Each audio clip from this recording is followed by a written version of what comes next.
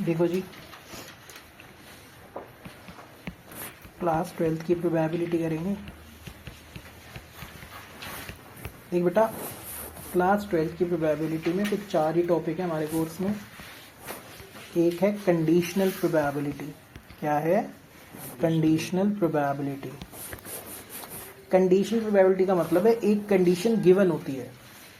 हमारे में बेसिकली ये दिया होगा कि एक इवेंट हो चुका है। जब एक चीज हो चुकी है तो उसकी वजह से बाकी इवेंट्स पे इफेक्ट आता है। तो बाकी किसी इवेंट की प्रोबेबिलिटी निकालना जब एक इवेंट हो चुका है, ये कहलाता है कंडीशनल प्रोबेबिलिटी। अगर मैं लिखूं प्रोबेबिलिटी A/B, तो it means probability of A when B has already occurred. When B has already occurred. ठीक है, A की प्रोबेबिलिटी निकालो जब B हो चुका है। तो इसको लिखते हैं ऐसे, probability of A intersection B bye probability of B। ये चीज याद रखना है। ये क्या होता है? Conditional probability. अभी इसके क्वेश्चन भी कराएंगे, पर पहले दूसरी चीजें देख लो। कंडीशनल प्रोबेबिलिटी हो गया। कंडीशनल प्रोबेबिलिटी के बाद आता है इंडिपेंडेंट इवेंट्स। क्या आता है? Independent events. भाई इंडिपेंडेंट इवेंट का मतलब होता है, इंडिपेंडेंट क्या होता है? मान ले तू मेरी क्लास में पढ़ता है, मैं तेरी क्लास में पढ़ता हूँ, ठीक है, रिजल्ट आया, तू पास हो या फेल हो मुझे क्या लेना देना? मैं पास हूँ या फेल हूँ तुझे क्या लेना देना? तो हमारा जो रिजल्ट है वो एक दूसरे से क्या है? इंडिपेंडेंट। क्या है? इंडिपेंडेंट। ऐसे इवेंट जिनके होने या ना होने से दूसरे पे कोई फर्क नहीं आता, दूसरे के होने या होने पे फर्क नहीं पड़ता, उसे हम बोलते हैं independent event. A and B are said to be independent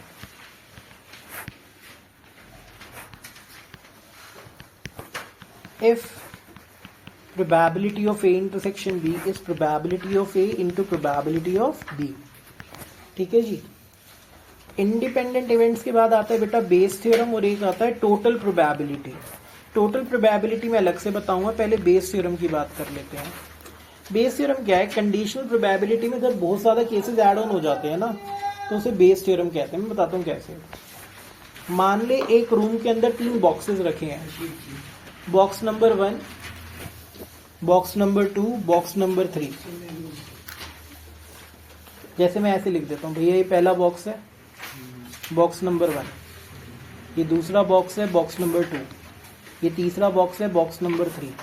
पहले बॉक्स में 2 रेड और 2 वाइट बॉले हैं, दूसरे बॉक्स में 3 रेड और 1 वाइट है, और आखिरी वाले बॉक्स में 1 रेड और 3 वाइट है।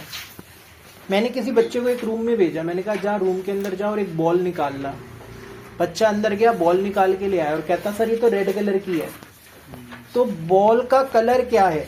रेड है। अब भाई मुझे ये तो पता चल गया बॉल रेड कलर की आई है, अब मुझे ये थोड़ी पता हो कौन से बॉक्स से निकाल के लाया है। हो सकता है पहले बॉक्स से निकाल लाया हो सकता है दूसरे बॉक्स से निकाल लाया हो सकता है तीसरे बॉक्स से। एक इवेंट हो चुका है कि बॉल इज रेड। अब 3 इवेंट के केसेस बन रहे हैं, या तो पहला बॉक्स, या तो दूसरा, या तो तीसरा। तो कंडीशनल में हमारे पास क्या आ गए? 3 केसेस आ गए। तो ये बेस से डील होगा। वो आपसे पूछेगा कैसे? शीट दे दो बेटा पीछे जिसके पास भी है। वहां से पूछेगा find the probability that A has already occurred, what is the probability जो बॉल आई थी बॉक्स 1 से आई थी। आपसे ये पूछेगा। आप चाहते हो पहले बॉक्स से बॉल आई हो, मतलब जिस बच्चे को मैंने अंदर भेजा है, जिस बच्चे को मैंने अंदर भेजा है वो अंदर जाके सबसे पहले क्या करे? बॉक्स 1 को चुने, फिर उसमें से क्या निकाले? रेड कलर की बॉल। तो मैं चाहता हूं कि क्या हुआ हो कि बच्चा अंदर गया हो और उसने किसको चूज किया हो? पहले बॉक्स को। किसको चूज किया हो? पहले बॉक्स को। और जब उसने पहले बॉक्स को चूज किया हो, उसमें से किस कलर की बॉल आई हो? रेड कलर की। ये तुम्हारी फेवरेबल आउटकम है जो तुम चाहते हो। बट क्या जरूरी है यही केस हो? नहीं, नीचे तो टोटल आउटकम्स आएंगी। टोटल आउटकम में एक केस तो यही हो गया। एक केस क्या हो सकता है कि भाई साहब उसने दूसरा बॉक्स चुना था और उसमें से किस कलर की बॉल आ गई? रेड कलर की। उसने तीसरा बॉक्स चुना था और उसमें से किस कलर की बॉल आ गई? रेड कलर की। ठीक है। अब क्या प्रोबेबिलिटी उसने पहला, दूसरा या तीसरा बॉक्स चुना हो? अरे भैया मैं अंदर गया, मेरे को 3 बॉक्स दिखे, तो तीनों को चुनने की क्या प्रोबेबिलिटी है? 1/3। क्या है? 1/3। अगर मैंने पहला बॉक्स चुना, क्या प्रोबेबिलिटी है उसमें से रेड कलर की बॉल आए? पहले बॉक्स में रेड हैं कितनी? 2, तो 2/4। अगर मैंने दूसरा बॉक्स चुना तो उसमें से रेड आने की क्या है? 3/4। अगर मैंने तीसरा चुना तो उसमें से रेड कलर की आने की क्या प्रोबेबिलिटी है? 1/4। ठीक है, अब ये सारी वैल्यूज आ गई, इसको यहाँ पुट करेंगे तो हमारा आंसर आ जाएगा। क्या ये बात समझ आई है? हाँ या ना? ठीक है बेटा। ठीक है, तो हमने अब बेस थ्योरम पढ़ लिया। बेस थ्योरम के बाद आता है प्रोबेबिलिटी डिस्ट्रीब्यूशन।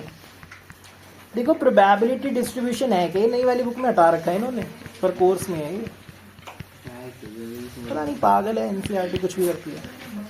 देखो प्रोबेबिलिटी डिस्ट्रीब्यूशन क्या है भाई? सिंपल है।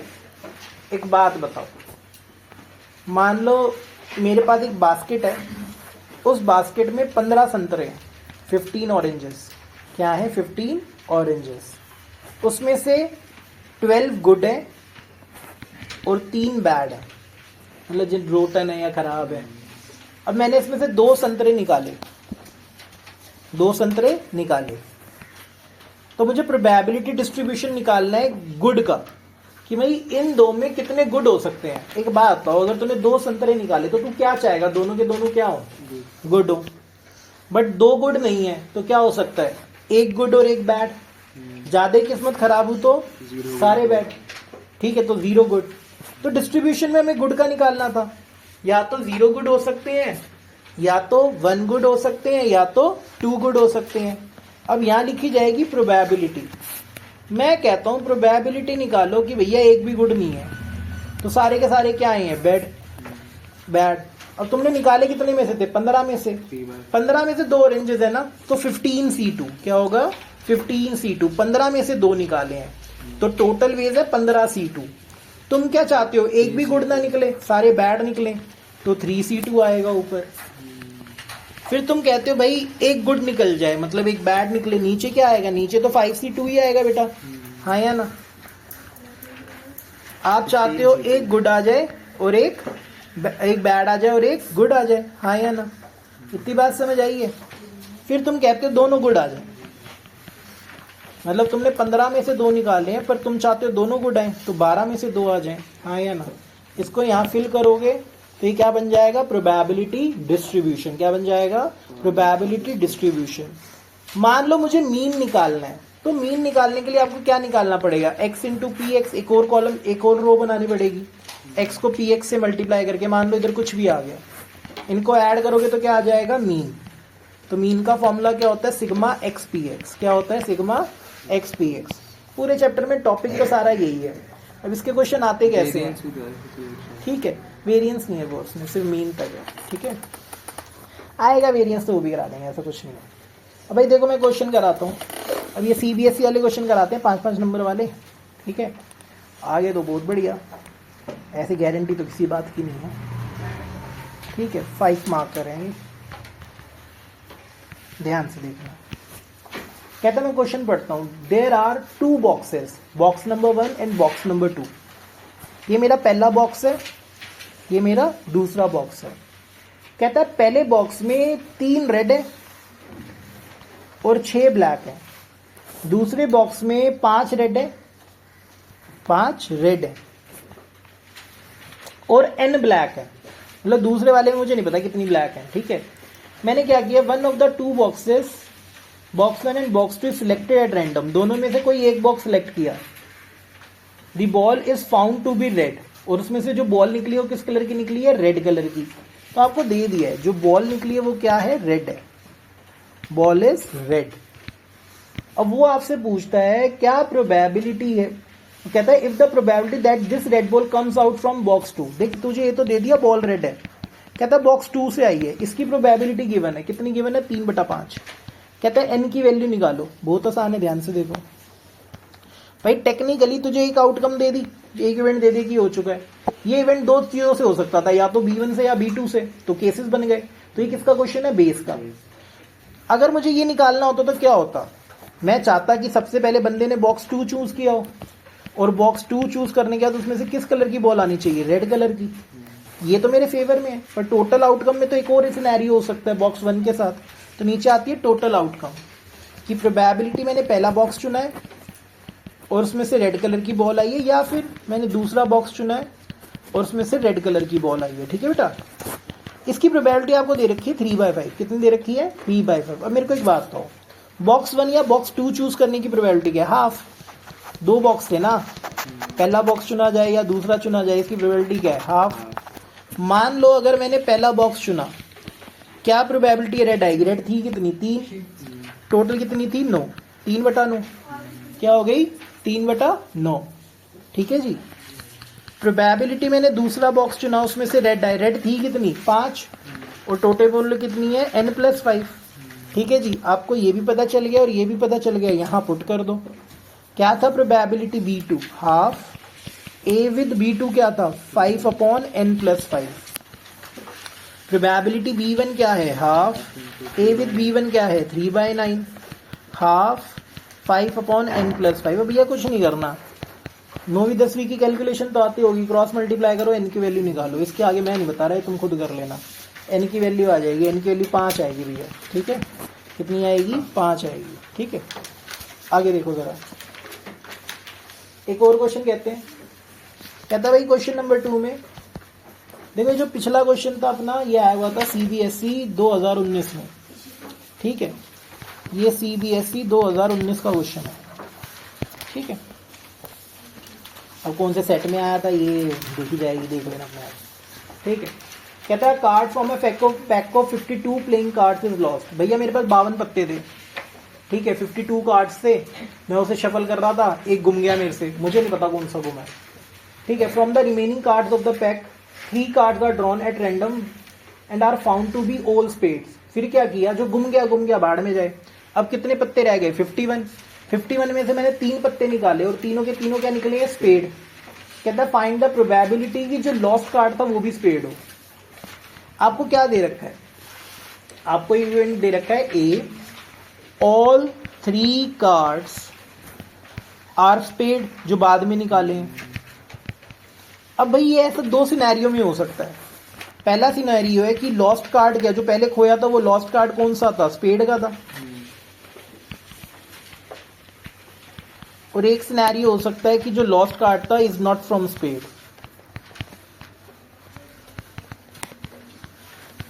ठीक है, सिंपल है यार, फिर से एक इवेंट हो चुका है, 2 दे रखे हैं, बेस 0 में लगेगा। कहता है प्रोबेबिलिटी निकालो कि भैया 3 तो निकल गए स्पेड के, पर जो खोया हुआ पत्ता है ना वो भी स्पेड का था। ये पूछना चाह रहा है आपसे, क्या होगा? पहले पत्ता स्पेड का खोया होगा और खोने के बाद उसमें से 3 कार्ड किसके निकले होंगे? स्पेड के। ये तुम चाहते हो, नीचे एक बार यही आउटकम आएगी और एक बार क्या आएगा कि भैया जो खोया कार्ड था वो स्पेड का नहीं था, पर जो बाद में 3 पत्ते निकाले वो स्पेड के थे। ठीक है, अच्छा एक बात बताओ, मैं जब ताश ऐसे शफल कर रहा था या ऐसे पंगे ले रहा था, क्या प्रोबेबिलिटी है जो एक पत्ता गिरा है वो स्पेड है? स्पेड के होते कितने? 13, और टोटल कितने होते हैं? 52, तो ये 13/52। मैं कह रहा हूँ स्पेड का ना हो, स्पेड के अलावा कितने होते हैं? 39। कितने होते हैं? 39/52। ठीक है, मान लो स्पेड खो गया, स्पेड खो गया। अब तुमने 3 पत्ते निकाले, पत्ते बचे कितने थे? 51। 51 में से 3 निकाले ना, 51C3। तुम क्या चाहते हो? तीनों के तीनों क्या आए हो? स्पेड के। स्पेड के बच कितने गए थे जब स्पेड का खो गया था? 12। तो 12 में से 3 आए हो, 12 में से 3 आए हो। दूसरा केस है स्पेड नहीं खोया था, कोई और खो गया था। ठीक है, जब स्पेड नहीं खोया था, पत्ते तो अभी 51 ही बचे, पर स्पेड है कितने? 13। 13 में से 3 आए हो। अब ये भी पता है, ये भी पता है, ये भी पता है, ये भी पता है, वैल्यू पुट करो और आंसर निकालो। ठीक है जी। अब जिसको ये भी नहीं आता तो वो तो बेटा फिर करेगा ही क्या, तो इसको सॉल्व मैं नहीं करा रहा। मैं बता देता हूँ फॉर्मूला क्या होता है। एनसीआर का फॉर्मूला होता है n factorial n minus r factorial into r factorial. ठीक है जी, ठीक है, ये कैलकुलेट करोगे तो हो जाएगा बेटा। ठीक है, ये क्वेश्चन आया था 2014 में। ठीक है, 2014 में आया था। वाह,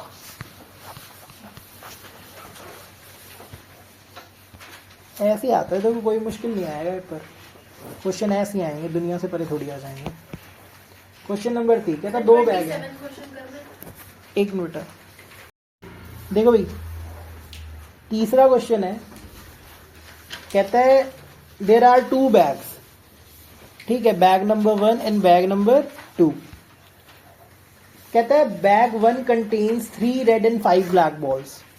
पहला बैग है जिसमें 3 रेड एंड 5 ब्लैक बॉल्स हैं। दूसरा बैग है जिसमें 4 रेड और 3 ब्लैक बॉल्स हैं। कहता है 1 ball is transferred randomly from bag 1 and bag 2। आंखें बंद करके एक बॉल निकालो और बैग 2 में डाल दो।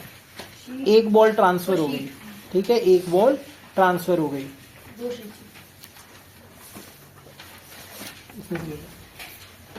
ठीक है, एक बॉल मैंने निकाली बैग 1 से और बैग 2 में ट्रांसफर कर दी, बट मैंने देखा नहीं कलर, बिना देखे डाली है। क्या डाली है? बिना देखे डाली है। ठीक है, तब वो हो सकता है रेड वाली चली गई हो सकता है ब्लैक वाली चली गई हो। जब इसमें ब्लैक वाली बॉल डाल दी, कोई एक बॉल डाल दी, उसके बाद मैंने यहां से एक बॉल निकाली। क्या कहता है? One is ball is transfer from randomly from bag 1 to bag 2, then a ball is drawn randomly from bag 2। अब मैंने रेंडमली इसमें से एक बॉल निकाली। अब ये जो रेंडमली बॉल निकाली है ना सेकंड वाले बैग से, ये किस कलर की निकली है? ब्लैक कलर की। किस कलर की निकली है? ब्लैक कलर की। तो मुझे ये पता है ball drawn from bag 2 is black. अब ये 2 केसेस में हो सकता है कि भैया जो पहली ट्रांसफर्ड बॉल थी, first transferred ball is black, या फिर first transferred ball is red. अब हमें ये तो पता है भाई दूसरी बॉल जो निकाली वो ब्लैक कलर की निकली है। वो कहता है प्रोबेबिलिटी निकालो जो पहली ट्रांसफर्ड बॉल है ना वो भी ब्लैक है। तो मतलब क्या होना चाहिए? पहले ब्लैक वाली बॉल ट्रांसफर हुई होगी, तो जब ब्लैक वाली ट्रांसफर हुई होगी तो फिर कौन सी निकली होगी? ब्लैक कलर की। ये तुम चाहते हो, तो एक बार ये नीचे आएगा। और एक केस क्या बनेगा? एक केस ये बनेगा कि भैया जो पहले ट्रांसफर करी ना वो ब्लैक नहीं थी, पर अब जो निकली है वो क्या है? ब्लैक। अब तुम खुद बताओ क्या प्रोबेबिलिटी है कि पहली जो ट्रांसफर्ड बॉल है वो ब्लैक है? इसमें ब्लैक थी कितनी? 5, टोटल कितनी थी? 8। प्रोबेबिलिटी ऑफ E1 क्या होगा? 5/8। ठीक है, प्रोबेबिलिटी ऑफ E2 क्या होगा? 3/8। तो अगर मैंने पहले वाले केस में यहाँ पे जो बॉल ट्रांसफर की है वो ब्लैक है मान लो, चलो, तो अब यहाँ पे ब्लैक कितनी हो जाएंगी? 4। मान लो भैया जो पहले बॉल ट्रांसफर करी वो क्या थी? ब्लैक। मतलब दूसरे बैग में कितनी हो गई? 4 ब्लैक हो गई। अब उसमें से ब्लैक निकलने की प्रोबेबिलिटी क्या है? 4/8। क्या है? 4/8। मान लो जो पहली बॉल ट्रांसफर करी थी वो ब्लैक नहीं थी, वो रेड थी। मतलब दूसरे में 5 रेड और 3 ब्लैक हो गई, तो ब्लैक निकलने की प्रोबेबिलिटी क्या है? 3/8। ठीक है जी, इतनी बात समझ आई? ये सारी वैल्यूज कहाँ उठा के पुट करोगे? यहाँ, और आपका आंसर आ जाएगा। ठीक है जी, आगे देखो जरा। ये जो पिछला क्वेश्चन था ये 2020 में आया था अभी। ठीक है, कुछ नहीं, मान ले पहली जो बॉल गई वो रेड गई। पहले बैग 2 में कितनी रेड थी? 4 रेड थी और 3 ब्लैक थी। अब अगर इसमें रेड आई है तो 5 रेड और 3 ब्लैक हो गई, तो ब्लैक निकलने की प्रोबेबिलिटी क्या है? 3/8। ठीक है, कहता है एक और क्वेश्चन देखो जी। कहता है in answering a question on a multiple choice test a student either know the answer or guesses. भाई किसी एमसीक्यू के अंदर 2 ही केसेस होते हैं, या तो तुम्हें आंसर आता है या तुमने तुक्का मारा है। ठीक है, the probability that he knows the answer. आपको प्रोबेबिलिटी दे रखी है 3/5 that he knows the answer. तो मतलब 5 में से 3 क्वेश्चन उसे आते हैं, मतलब 3/5। और गैस वो कितने में करता है? 2/5 पे। ठीक है, प्रोबेबिलिटी की अगर वो गैस करे और करेक्ट हो जाए वो है 1/3। मान लो उसने कोई क्वेश्चन गैस किया तो उसके करेक्ट होने की प्रोबेबिलिटी क्या है? 1/3। क्या है? What is the probability that the student knows the answer given that he answered it correctly. देखो भाई सिंपल है, आपको दे दिया आंसर इज करेक्ट, उसने कोई क्वेश्चन किया और उसका आंसर क्या था? करेक्ट। 2 केसेस में हो सकता है, either he knows the answer कि उसे आंसर आता था, या फिर ऐसा भी हो सकता है कि गेसेस द आंसर, उसने गेस किया था। ठीक है, अब देखो एक बात बताओ, ये तो मुझे पता है आंसर करेक्ट है, मैं चाहता हूं कि प्रोबेबिलिटी निकालो, आंसर तो करेक्ट है, उसे आता भी था, तो बेस थ्योरम लगेगी। प्रोबेबिलिटी उसे आता था आता था तो उसने करेक्ट कर दिया, एक बार तो यही आएगा नीचे, हाँ या ना। और एक बार आएगा कि उसे नहीं आता था, उसने क्या मारा है, तुक्का, तुक्का मारा है, उसका क्या हो गया, करेक्ट हो गया, यस और नो। अच्छा एक बात बताओ, क्या बोला था उसने, आंसर आने की प्रोबेबिलिटी क्या थी, 3/5। भाई मुझे आंसर आता है तो उसके करेक्ट होने की प्रोबेबिलिटी क्या है, 1। आंसर आता तो करेक्ट ही होगा ना, 3/5 × 1। मुझे आंसर नहीं आता, तुक्का मारा, ये दे रखी थी 2/5, और बोल रखा था तुक्का मारने का करेक्ट होने की प्रोबेबिलिटी क्या है, 1/3। सॉल्व करो और आंसर निकालो। ठीक है जी, ये बात समझ आई है। ये आ जाया था कौन से वाले पेपर में, 2023 में आया था ये, 2023 में। ठीक है, आगे चलो। कहता है there are 3 coins, one is 2-हेडेड कॉइन। एक सिक्का है जिसके दोनों साइड पे क्या है, 2 हेड। एक सिक्के में क्या है, 2 हेड। ठीक है, another is bias coin. Bias coin का मतलब जादू टोना कर रखा है। इसमें 75% हेड आता है और 25% टेल। वहीं पे पड़ी है बेटा, देख ले, खत्म हो गई। वो इतनी सारी शीटें दी, चलो देखो इधर, और वाले नहीं करने, ऑप्शन में एक ही करना है। ठीक है, तो इस पे आ जाते हैं। एक सिक्का जिसके दोनों पे हेड है, एक सिक्का जिसमें जादू टोना गला रखा है, 75% हेड है और 25% क्या है, टेल है। ठीक है, और एक नॉर्मल सिक्का है, उसमें 50-50 चांसेस हैं, 50% हेड आएगा और 50% टेल आएगा। ऐसे मान लो, ये सिक्का नंबर 1 है, सिक्का नंबर 2, सिक्का नंबर 3। कहता है भाई हमने एक सिक्का उछाला, one of the 3 coins is chosen at random toss, और उस पर हेड आया। अब भाई हमें पता कि चल गया हेड आया। अब हेड कब आ सकता है, हो सकता है पहला सिक्का चुनाव फिर हेड आया हो सकता है दूसरा चुनाव तो हेड आया हो, तीसरा चुनाव तो हेड आया हो। वो कहता है but that it was the 2-हेडेड कॉइन। कहता है हेड तो आ गया, प्रोबेबिलिटी निकालो, वो 2-हेडेड वाला है। मतलब तुमने पहले सिक्का चुना होगा 2 हेड वाला, और उस पर फिर क्या आया होगा, हेड आया होगा। एक तो ये केस है, तो एक केस यही नीचे लिखना है। और क्या केसेस हो सकते हैं कि भैया तुमने सिक्का चुना बायस्ड वाला और उस पर क्या आ गया, हेड आ गया, आया ना। और क्या हो सकता है कि तुमने नॉर्मल सिक्का चुना और उस पर क्या आ गया, हेड आ गया। अब तुम खुद बताओ, तीनों सिक्के में से किसी सिक्के को चुनने की प्रोबेबिलिटी क्या है, 1/3। अगर मैंने 2-हेडेड वाला लिया है तो हेड आने की प्रोबेबिलिटी क्या है, 1। अगर मैंने बायस्ड वाला लिया, उसमें 75% हेड आ रहा था ना, 75% क्या होता है, 3/4। मतलब 4 में से 3 बारी क्या आ रहा है, हेड। प्रोबेबिलिटी तीसरी सिक्के की 1/3, और उसमें हेड आने की प्रोबेबिलिटी क्या है, हाफ। सॉल्व करो और आंसर निकालो। यह आया था CBSE 2009 में। ठीक है, तो दोबारा भी आ सकता है, ऐसी कोई गारंटी तो है नहीं किसी बात की। आगे देखो जरा, आगे चलते हैं। देखो ये बहुत सारे क्वेश्चन हम बेस के तो कर ही रहे हैं। ठीक है, इसमें केस स्टडीज भी आती हैं आजकल बहुत ज़्यादा। जैसे वो 3 बंदे काम कर रहे हैं, ओलिविया फलाना ढिमकाना, वो इतना काम करते हैं, उसमें एरर आ जाता है, तो वो वाले क्वेश्चन भी केस स्टडी में आ जाते हैं, वो भी कराएंगे। अभी पहले ये देख लो कि बच्चे थोड़े से देख पाएंगे। ठीक है, एक क्वेश्चन करते हैं, इसी के जैसा क्वेश्चन पूछा हुआ उसने वैसे ना। कहता है अ फैक्ट्री हैज़ 2 मशीन्स, 2011 में आया था ये। एक फैक्ट्री में 2 मशीनें हैं, मशीन नंबर A और मशीन नंबर B। ठीक है, पास्ट रिकॉर्ड से देखा गया 60% जो काम है ना वो A से होता है, 40% फिर किससे होता है, B से होता है। ठीक है, जो मशीन A 60% काम करती है ना, उस 60% के 2%, मतलब जितना भी वो काम करती है उसका 2% क्या होता है, डिफेक्टिव होता है। क्या होता है, डिफेक्टिव होता है। मशीन भी जितना भी काम करती है उसका 1% क्या होता है, डिफेक्टिव होता है। ठीक है, हमने एक ना पूरे स्टॉक में से एक आइटम निकाली और वो डिफेक्टिव आ गई, कि डिफेक्टिव आई है। तो कहता है प्रोबेबिलिटी निकालो कि वो मशीन B से आई है। कि भाई डिफेक्टिव तो आई है, कहाँ से आई हो, मशीन B से। सिंपल सी बात है, मतलब वो जो प्रोडक्ट है वो मशीन B ने बनाया होगा, और मशीन B ने बनाया होगा तो क्या आया होगा, डिफेक्टिव। ऐसा भी हो सकता है। अब इसको ए ना मान के सी मान लो यार, क्योंकि ए ना मैंने यूज कर रखा है, सी नाम दे दो। ठीक है, ऐसा भी हो सकता है कि प्रोडक्ट मशीन ए ने बनाया है, तो मशीन ए ने बनाया और वो क्या है, डिफेक्टिव। अब भाई देखो सिंपल है क्वेश्चन। प्रोबेबिलिटी की मशीन ए ने बनाया 60%, 60% क्या होता है 6/10 मतलब 0.6। प्रोबेबिलिटी बी ने बनाया 0.4। प्रोबेबिलिटी ए ने बनाया और वो डिफेक्टिव आया, क्या था 2% तो 0.02। प्रोबेबिलिटी बी ने बनाया और डिफेक्टिव आया 1% 0.01।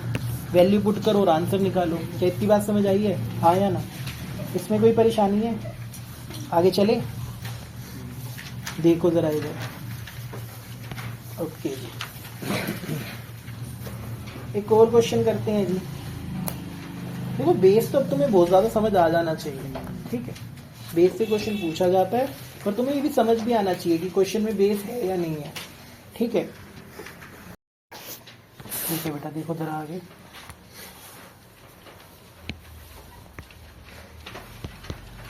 तो एक छोटा सा क्वेश्चन है, कहता है the probability they prove that E and F are independent events, then the event E and F complement are also independent। कहता है E और F क्या है, इंडिपेंडेंट। कहता है प्रूव करो to show E and F complement are also independent। भाई देखो मुझे शो करना है कि probability E intersection F complement बराबर आएगा probability E into probability F complement. अगर मैंने ये प्रूव कर दिया तो हो जाएगा, हाँ या ना? ठीक है, अब ध्यान से देखो जरा। हम LHS लेके चलते हैं, probability E intersection F complement. बेटा ये तो हमने 11th में भी पढ़ा था। E इंटरसेक्शन F कॉम्प्लीमेंट का मतलब क्या होता है, probability E minus probability E intersection F। ठीक है, अब मुझे पता है कि E और F इंडिपेंडेंट है, तो अगर E और F इंडिपेंडेंट है तो प्रोबेबिलिटी E इंटरसेक्शन F को लिखेंगे probability E into probability F। Probability E common आ गया, क्या बचेगा 1 माइनस प्रोबेबिलिटी F, और 1 माइनस प्रोबेबिलिटी F क्या होता है, प्रोबेबिलिटी F कॉम्प्लीमेंट। तो ये दोनों बराबर आ गए, तो E एंड F कॉम्प्लीमेंट क्या है, इंडिपेंडेंट। ठीक है, एक डिस्ट्रीब्यूशन का क्वेश्चन है, देखो ऐसे दे रखा है आपको, फंक्शन ऐसे बना के दिया हुआ है। एक मिनट, यहाँ पे पढ़ी है, उठा ले, बकवास मत कर।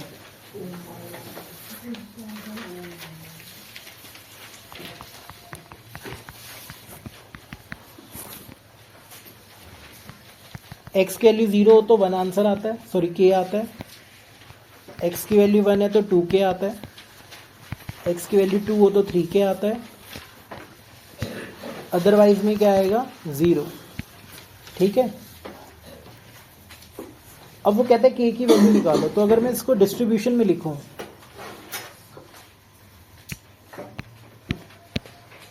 तो x की वैल्यू या तो 0 हो सकती है, या तो 1 या 2, अदरवाइज में तो वैसे ही 0 को लिखने की जरूरत नहीं है।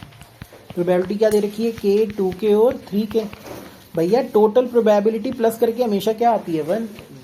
तो k plus 3k plus 2k कितना आना चाहिए, 1। तो 6k आ गया 1, तो k की वैल्यू क्या आ गई, 1/6। कितनी आ गई, 1/6, और k की वैल्यू निकालनी थी, ये याद रखना जी। ठीक है, आगे देखो जरा। कहता है a die mark 1 2 3 in red, 4 5 6 in green. किसी गिट्टे पे या डाइस पे 1 2 3 रेड से लिखा है, 4 5 6 ग्रीन से लिखा है। Let A be the event that number is even, number is even, and B be the event that number is marked red, colour is red लिख लो यार आप। ठीक है, अब मैंने क्या बोला था तुम्हें, 1 2 3 किससे लिखा है, रेड से, और 4 5 6 किससे लिखा है, ग्रीन से। मेरे से पहले पूछता प्रोबेबिलिटी ये बताओ, भाई इवन है क्या, 2 4 6 तो 3/6, 1/2। प्रोबेबिलिटी बी क्या है, रेड कलर की क्या है, 3/6, 1/2। अगर मैं इंटरसेक्शन पूछूं, ए इंटरसेक्शन बी, ऐसे जो इवन भी है और रेड भी है, एक ही नंबर है 2, तो 1/6। अब तुम मुझे एक बात बताओ, क्या probability A into probability B probability A intersection B के बराबर आ रही है, 1/2 इंटू 1/2 इज 1/6। क्या 1/4 1/6 के बराबर है, नहीं है ना? तो ये क्या है, इंडिपेंडेंट इवेंट्स नहीं है, ये इंडिपेंडेंट नहीं है। ठीक है जी, आगे देखो जरा। क्वेश्चन आया, कहता है the probability that A hits the target. A का मतलब है ए हिट्स द टारगेट, ठीक है। बी का मतलब है बी हिट्स द टारगेट। कहता है प्रोबेबिलिटी ऑफ ए की ए हिट कर देगा टारगेट 1/3 है, प्रोबेबिलिटी बी की बी हिट कर देगा टारगेट 2/5 है। कहता है if both try to hit the target independently find the probability that the target is hit. भाई दोनों ने ट्राई किया, मैं चाहता हूं टारगेट हिट हो जाए। टारगेट हिट होने का क्या चांसेस है, या तो ए से हो जाए, या तो बी से हो जाए, या दोनों से हो जाए। ये तीन केसेस निकालने का, चलो उल्टा निकाल लेता हूं। इसका उल्टा क्या हो गया, टारगेट हिट ना हो। मैं कह रहा हूं टारगेट मिस हो जाए, तो मतलब ए से भी मिस हो जाए और बी से भी मिस हो जाए, पर ये दोनों क्या है, इंडिपेंडेंट है, दो अलग अलग बंदे हैं। तो इसको हम ऐसे लिख सकते हैं, प्रोबेबिलिटी ए से भी ना हो, प्रोबेबिलिटी बी से भी ना हो। ए से ना होने की प्रोबेबिलिटी क्या है, 2/3, बी से ना होने की क्या है, 3/5, तो क्या आ गया, 2/5। तो टारगेट मिस होने की प्रोबेबिलिटी है 2/5, तो टारगेट हिट होने की क्या होगी, इसका उल्टा 1 - 2/5 कितना आ गया, 3/5। कितना आ गया, 3/5। क्या ये बात समझ आई है? आगे चलें। एक क्वेश्चन है, A and B throw a die alternately till one of them get a 6 and wins the game. Find their respective probability of winning if A starts the game. भाई A और B गिट्टा फेंक रहे हैं, कह रहे तब तक फेंकेंगे जब तक कोई एक जीत ना जाए। जीतेगा कब, जब 6 आ जाए। और A ने गेम स्टार्ट किया, मान लो A ने गिट्टा फेंका और A जीत गया, खत्म हो गई गेम। या फिर A ने गिट्टा फेंका, वो नहीं जीता, फिर B जीत गया। ठीक है, ऐसा भी हो सकता है कि A नहीं जीता, B नहीं जीता और फिर A जीत गया। बट हमें ये नहीं चाहता, हमें चाहिए कि दोनों के जीतने की प्रोबेबिलिटी क्या है। तो पहले मैं A की निकालता हूँ। मान लो भाई पहली बार में A जीत गया, अगर ये पहली बारी में नहीं जीता तो कौन सी बारी में जीता होगा, तीसरी बारी में। तो ये दोनों नहीं जीते होंगे ना पहली दो बारी में। तीसरी बारी में नहीं जीता तो कब जीतेगा, पांचवी बारी में। पांचवी बारी कब आएगी, जब A से भी ना हो, B से भी ना हो, A से भी ना हो, B से ना हो, फिर A से हो। तो ऐसे सोन चलता रहेगा। अब मुझे एक बात बताओ, A के जीतने की प्रोबेबिलिटी क्या है, 1/6। A के ना जीतने की 5/6, B के ना जीतने की 5/6, फिर A के जीतने की 1/6। A के ना जीतने की 5/6, 5/6, 5/6, 5/6, 5/6 की पावर 4, फिर 1/6 एंड सो ऑन। तो देखो, अगर आप देखोगे ये जीपी है जिसमें रेशो क्या चल रही है, 5/6 की पावर 2, पर ये इनफाइनाइट जीपी है बेटा। 1 2 3 4, चारों नहीं जीते तभी तो ये जीता ना पांचवे में। ठीक है, तो ये है इनफाइनाइट जीपी। उसमें सम का फॉर्मूला होता है A/1 - R। A कितना है, 1/6, रेशियो कितनी है, 5/6 की पावर 2। तो ये किसके जीतने की प्रोबेबिलिटी है, A की। B का क्या होगा, अगर B को जिताना है तो पहली बारी में जब A ने स्टार्ट करी गेम वो ना जीते, B जीत जाए, या तो B दूसरी बारी में जीतेगा, या तो फिर कौन सी बारी में जीतेगा, चौथी बारी में, या तो फिर कौन सी बारी में जीतेगा, छठी बारी में। हाँ या ना,